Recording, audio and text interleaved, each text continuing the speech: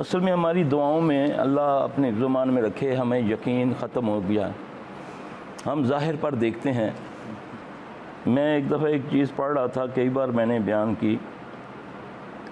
امریکہ کے اندر ایک ڈاکٹر ہے بہت بڑا, اس کا نام ہے لارنس براؤن. اعوذ باللہ من الشیطان الرجیم بسم اللہ الرحمن الرحیم وَإِن يَمْسَسْكَ اللَّهُ بِضُرٍّ فَلَا كَاشِفَ لَهُ إِلَّا هُوَ وَإِن يُرِدْكَ بِخَيْرٍ فَلَا رَادَّ لِفَضْلِهِ يُصِيبُ بِهِ مَن يَشَاءُ مِنْ عِبَادِهِ وَهُوَ الْغَفُورُ الرَّحِيمُ. 1989 میں اس کی شادی ہوئی, اس کو اللہ نے ایک بیٹی دی. اچھا وہ بیٹی کچھ عرصے بعد فوت ہو گئی. اس کے بعد 1992 میں اس کو یا 1 میں اس کو اللہ نے دوسری بیٹی دی. وہ جو ڈاکٹر تھا نا, اب بھی زندہ ہے. آپ نیٹ پہ جا کے نا, میں آپ کو دعا کی طاقت بتانے لگا ہوں. وہ اس وقت نہ مسلمان تھا, نہ عیسائی تھا, نہ یہودی تھا, ملحد تھا. وہ اللہ رسول کا, جنت دوزخ کا, آخرت کا انکاری تھا. کہتا یہ کچھ نہیں ہے. میں اس کی بات کرنے لگا ہوں. نام نوٹ کر لو, لارنس براؤن اس کا نام تھا. اب جب اس کو دوسری بیٹی ہوتی ہے تو وہ بالکل نیلی, یعنی کہ اس کے اندر آکسیجن نہیں ہے, اور دل اس کا بالکل معمولی سا کام کر رہا ہے. اور نیو یارک بڑے ہاسپٹل کا وہ بڑا تھا. اب وہ بیٹی بالکل ایسی ہے کہ ناکارہ. اگر ڈاکٹر کہتے ہیں کہ اس کا اگر دل کا بھی آپریشن کریں گے تو کچھ گھنٹے یا کچھ دن زندہ رہے گی. اولاد تو پھر اولاد ہے نا, چاہے وہ شیر ہے, چاہے وہ درندہ, جو بھی ہے. چاہے وہ ملحد تھا لیکن شفقت تو تھی نا, باپ تو تھا نا. اب بڑا ڈاکٹر تھا, اس نے بورڈ بلایا, ہارٹ کے بڑے بڑے ڈاکٹر بلائے. انہوں نے بولا آپریشن تو کرتے ہیں نا, ہو سکتا ہے بچ جائے. انہوں نے بولا آپریشن کریں گے, اگر کامیاب بھی رہا پھر بھی 5-6 مہینے کے بعد یہ مر جائے گی, کیونکہ اس کے خون کے اندر تو آکسیجن ہے ہی نہیں ہے. اچھا ڈیسائیڈ یہ ہوا کہ بہرحال تم بڑا آدمی تھا, آپریشن کرو. اب وہ کہتا ہے کہ میں آپریشن کا کہہ کر, اب میری بیٹی تھی, پیدا ہوئی تھی, چند گھنٹوں کی تھی. میں نہیں دیکھ سکتا تھا کہ اس کا کیسے چیر پھاڑ کرتے ہیں, ہارٹ کا آپریشن کرنا تھا. کہتے ہیں میں بے چینی سے آپریشن تھیٹر سے باہر آ کر میں اس کوریڈور کے اندر چلنا شروع ہو گیا, جیسے آدمی بے چینی میں ہوتا ہے نا. کہتا وہاں پر ایک کمرہ تھا, پرے روم لکھا ہوا تھا, یعنی کہ عبادت کا کمرہ.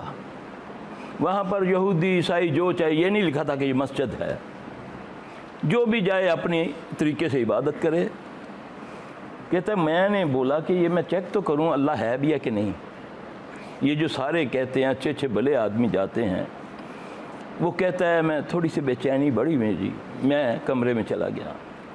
کمرے میں جا کر میں نے 2 زانوں بیٹھا تو میں نے مخاطب کیا اللہ کو, کیا اللہ اگر تو ہے تو ثابت کر کہ تو ہے, میری بیٹی کو ٹھیک کر دے. ناممکن ہے کہ وہ ٹھیک ہو, میڈیکل لائن میں ناممکن ہے کہ یہ ٹھیک ہو. تو اللہ اس کو, وہ ملحد ہے یہ میں آپ کو بتا دوں, اس وقت تک دعا وہ مانگ رہا ہے اور نعوذ باللہ یہ کر رہا ہے کہ اگر تو ہے. یہ آپ نا نیٹ پہ ڈالیں گے نا اس کا نام تو آپ کو یہ سارا ملے گا. کاش ہمارا یقین بن جائے اللہ پر, اپنے اوپر یقین آ جائے کہ میں جس سے مانگ رہا ہوں میرا اس سے رابطہ ہے. یہ کوئی ضروری تھوڑی ہے کہ جو کثرت سے ریاضت کرتا ہے اس کا رابطہ ہوتا ہے. وہ تو سب کا رب ہے. بس خلوص دل سے ایک بار پکارو تو صحیح اس کو, ایک بار تو پکارو. اب وہ ملحد ہے, اللہ رسول پر یقین بھی نہیں ہے, تو وہ دعا کیسے مانگ رہا؟ کہتا ہے 15 منٹ کے بعد میرے آنسو بھی نکل آئے۔ اب میں اٹھا، میں جا کر دیکھا، میں نے کہا کہ کافی دیر ہوگی آپریشن تھیٹر میں جب گیا تو ڈاکٹر اس بچی پر جھکے ہوئے ہیں، حیران پریشان ہوئے ہیں کہ سر یہ پتہ نہیں کیا ہوا ہے، ایک دم اس کا رنگ بھی ٹھیک ہو گیا، ہارٹ بھی اس کا کام کر رہا، ہر چیز اس کی ٹھیک کر رہی ہے۔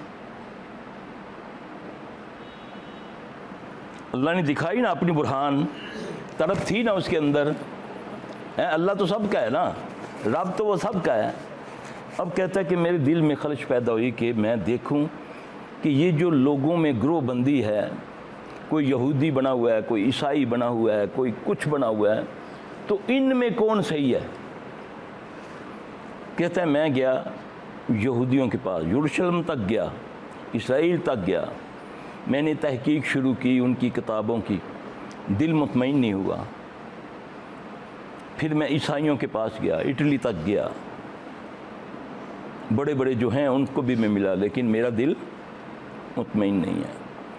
پھر میں انڈیا آیا، وہاں پر میں نے ہندوؤں کو جانچا، ان کی تحقیق کی، لیکن میں مطمئن نہیں تھا۔ پھر میں چائنا چلا گیا، وہاں بدھ مذہبوں کو میں نے دیکھا، بے چین ہو کے واپس آ گیا۔ واپس میں اپنے ملک میں آیا تو ایک دن ایک چھوٹی سی مسلمانوں کی عبادت گاہ تھی، مسجد نا، تو کہتا ہے میں نے بولا کہ یار دیکھوں، ان کو دیکھوں یہ کیا ہے، حالانکہ مجھے سب سے زیادہ نفرت مسلمانوں سے تھی۔ کہتا ہے میں مسجد میں جانے لگا ہوں تو ایک دم میں ڈر کے پیچھے ہٹ گیا ہوں۔ پھر میں نے جا کے اس کی جیسے ہی اندر داخل ہونے لگا ہوں، پھر میں نے کوشش کی تو ایسے لگا کہ جیسے کوئی ٹھنڈی چیز میرے سینے میں آئی ہے۔ کہتا ہے میں اندر نہیں جا سکا، ڈر گیا اس ٹھنڈک کی وجہ سے۔ میں نے دل میں سوچا کہ یار ان کی کتاب ہے ایک قرآن نا، میں اس کو ذرا پڑھتا ہوں۔ کہتا ہے جب میں نے قرآن کی سٹڈی شروع کی تو میرا اللہ دل کھولتا گیا۔ آج اس نے 8 کتابیں اسلام کے اوپر لکھی ہیں۔ میرے بھائی مایوس نہ ہوا کرو، دیکھو اللہ نے اس کو ہدایت دینی تھی، وہ طریقہ کیا تھا؟ یہ اللہ کا فضل ہوتا ہے۔ کوئی تکلیف بھی آ جائے تو اگر اس پر صبر کرو گے تو یہ سمجھو، کیونکہ نبی صلی اللہ علیہ وسلم نے فرمایا کہ مومن کو کانٹا چبھنا اور اس کا اس پر شکر کرنا۔ کانٹا چبھ جائے، ہمیں تو یہ ہے نا کہ کوئی چیز ہوئی تو ایک دم گالی دیتے ہیں، ٹھیلا لگ گیا ہاں جی تاں گالی، گاڑی کا ٹائر پنچر ہو گیا، ٹائر پنچر والے کو بھی گالی، گاڑی والے کو بھی گالی، اپنا بھی پیر پنیا، گڈی بھی زور دے ماری، دروازہ کھولا ہے۔ مومن کی شان یہ ہے کہ اسے پہ اگر کوئی پریشانی آئے تو اس پر اللہ کا شکر ادا کرے۔ ان مع العسر یسرا، ان مع العسر یسرا، ہر مشکل کے بعد 2 آسانیاں پیدا کرتا ہے میرا اللہ۔ اللہ تعالیٰ کی طرف سے اگر بیماری بھی اللہ کی طرف سے، شفا بھی اللہ کی طرف سے۔ اگر کوئی تکلیف آئی ہے تو سمجھیں کہ اگر آپ نے اس پر صبر کیا، ہاں اس کا تدارک کریں گے، آپ بیمار ہیں تو دعائیں وغیرہ لیں گے، لیکن آپ نے اس میں اللہ کی ذات کو نعوذ باللہ برا بھلا نہیں کہنا، نہ اپنی تقدیر کو کوسنا ہے۔ یاد رکھیں مومن کی معمولی سی تکلیف بھی اس کے زندگی کے سارے گناہ معاف کر دیتا ہے اگر اس پر وہ شکر کرے۔ واہ ویلا کرنے سے کچھ نہیں ہوتا، 2 نفل پڑھ لو، دعا مانگ لو، رونا نہیں آتا رونے والا منہ بنا لو۔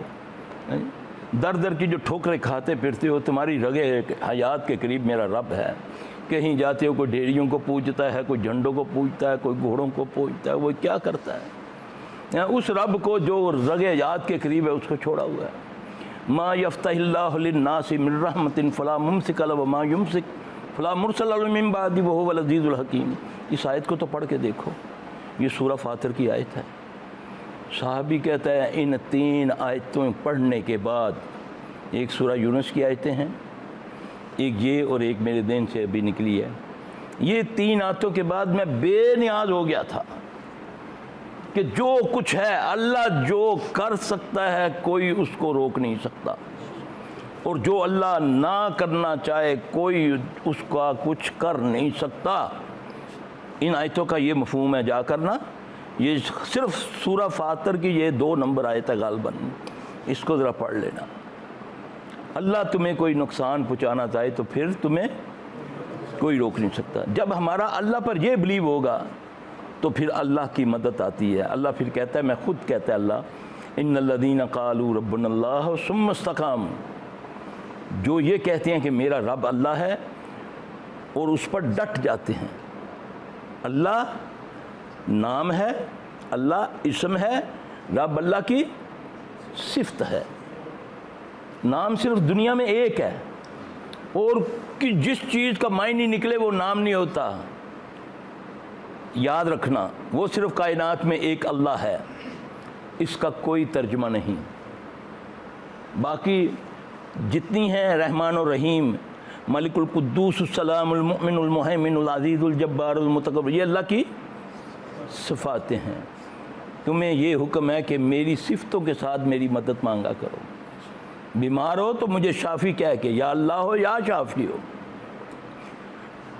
رزق نہیں ہے، بے روزگار ہو یا اللہ ہو یا غنی ہو یا مغنی ہو.